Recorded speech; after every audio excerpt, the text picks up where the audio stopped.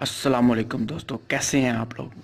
بھارت میں ہونے والے انتخابات میں جے پی جی کی واضح بڑھوتری دیکھنے میں آ رہی ہے۔ اب تک موصول ہونے والے نتائج کے مطابق بھارتیہ پارٹی جے پی جی پہلے جبکہ کانگریس دوسرے نمبر پر آ رہی ہے۔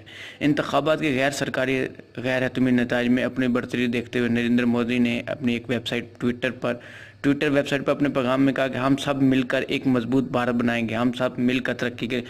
انہوں نے کہا کہ بھارت ایک مرتبہ پھر جیت گیا ہے۔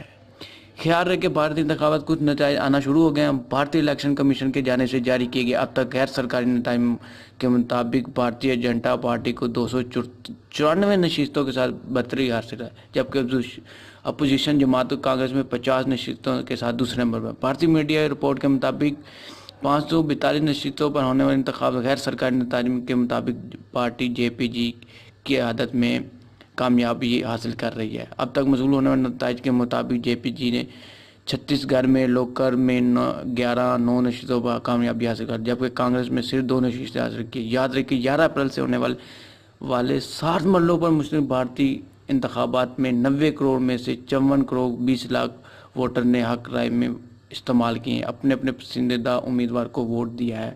واضح رہے کہ 2014 میں ہونے والے انتخابات میں بھارتی پارٹی جے پی جی انتہائی نے 336 نشستیں حاصل کی، جبکہ کانگریس کے حصے میں 60 نشستیں آئی۔